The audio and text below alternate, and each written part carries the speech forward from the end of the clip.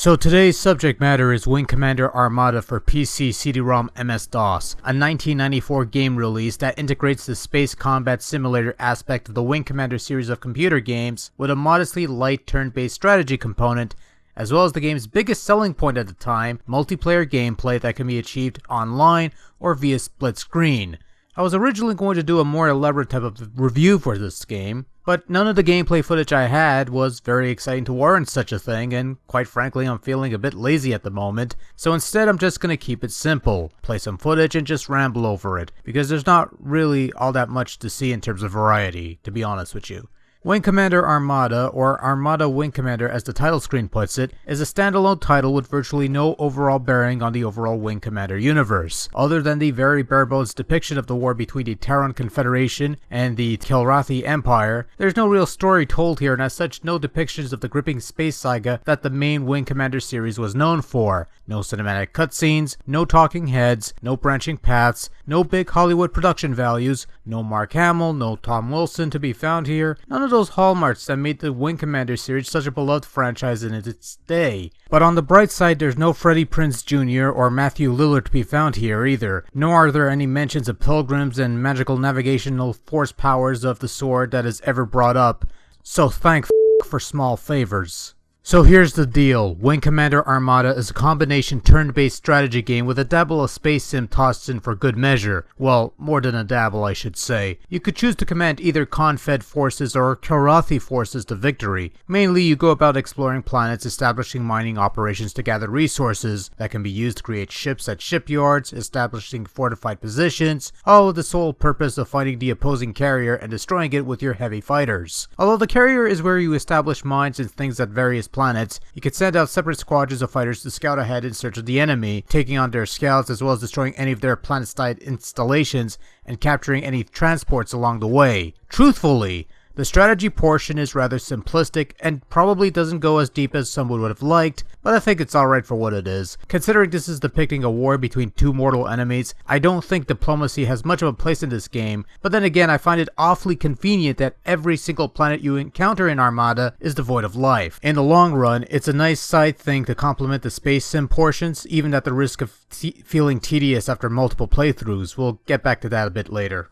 Now, seeing that Wing Commander is largely a space flight simulator game where you flew a starfighter in deep space to shoot down other starfighters, Armada also includes a healthy dosage of space sim in the package. Anyone who has played any of the Wing Commander games should be able to jump into this game rather easily, since the gameplay is mostly the same and pretty much old hat. For those of you who have never played the game of Wing Commander anything, you can use either the keyboard to fly your fighter around, or you could use the joypad, which you have to calibrate using those fangled joystick calibration setup things. I generally stick with the keyboard since most of your fighter's functions are accessed from the keyboard anyway, and it works well enough for pretty much the only thing you'll be doing in these space sim segments, which is blow up the opposition.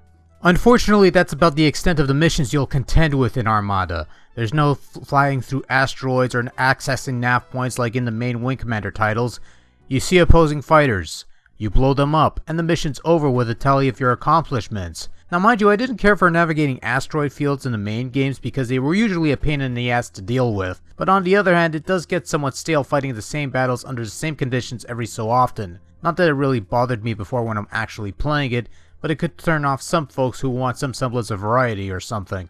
There's 3 modes of play on the single player front of Wing Commander Armada. Armada mode and campaign mode have the strategy game element, with Armada lasting a single round that rewards you with the destruction of the opposing command ship, and campaign lasting 11 rounds, rewarding you with the privilege of witnessing the destruction of your opponent's home planet. The problem with campaign mode is that it's extremely redundant. Remember, your main concern in Armada is building mines to gather resources, setting up shipyards to build your fighters, and tracking down the enemy carrier in hopes of destroying it. And whenever you win a round into campaign mode, the game basically resets, and you have to start the next round as if you're starting a whole new game. Would have been nice if there was some reward for winning rounds or some other incentive that would have made the campaign mode a little more interesting, but there isn't. Your only reward is a planet blowing up, and it's not even canon, or something. I don't know. I don't really care. I just stick with the Armada mode.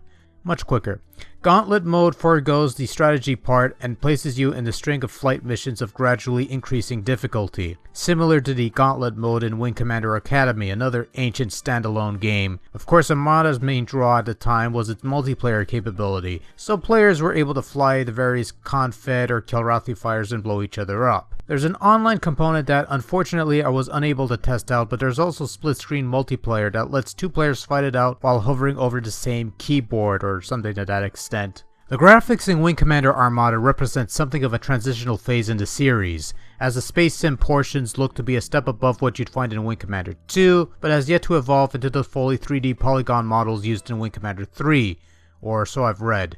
To tell you the truth, I'm not entirely convinced that these ships are highly textured polygons as people claim them to be, since they do look a little pixelated for my tastes, but then again, the ship scaling and rotation's rather smooth, and ship movement isn't choppy whatsoever. Explosions look nice, can't really complain. I like nice explosions, and the space sim part looks rather nice as well. I mean, the cockpits look great, the ship models are pretty good looking, so no real complaints. Meanwhile, the strategy portions of the game is nothing to cry home about. A couple small displays, a rather quaint looking map grid, and a few buttons is all you have to work with in this mode. You see what I meant when I said there wasn't much in terms of exciting gameplay footage? The Armada and campaign modes are mostly spent on this screen, as space battles are often brief affairs with seldom few really giving you much of a fight, unless you were to play on the highest difficulty. Yeah, I forgot to mention you could choose your skill settings here. You could also choose to forgo all the space sim stuff and stick with the strategy elements. This will result in potential battles being simulated depending on which side has the stronger fleet.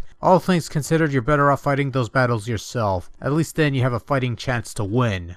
Now, here's the kicker. This is less of a criticism and more of a gripe. I never got sound to work with this game. You're hearing the MIDI music, and it's wonderfully composed music even in the MIDI DOS format that the game uses. That works tremendously well, but I never got the sound effects to play in this game. I've had this CD-ROM version since the 90s, and even on the ancient 486 SX 50MHz PC with 8 megs of RAM running MS-DOS 6.2 that I had back then, I still couldn't get sound effects to work. I know they exist because I've seen what few videos there are of the game online, and they have sound. So I don't know what the deal is on my end. If anyone still has their copy and still plays the damn thing on DOSBox or whatever, I'd appreciate you telling me what you've done, because it's wonderful music, but it's getting boring after a while listening to this brooding yet serene soundtrack while explosions are on my screen and I can't hear them. Why can't I hear the explosions? Overall, I actually enjoyed Armada. The space sim portions of the game hold up to that standard of excellence that the Wing Commander series enjoyed throughout its tenure, even if the sequences are nowhere near as varied or interesting as the mainstream titles of the series, and the strategy portion, while extremely simplified and oftentimes oozes monotony, does offer a nice diversionary element to the game. It's a pity that there's not much talk about Armada, because it's actually quite a fun little side game. But at the end of the day, that's all it really is. A fun little side game that only really offers a sampler of the juicy meat presiding within the Wing Commander series. And that's all I got. Good night.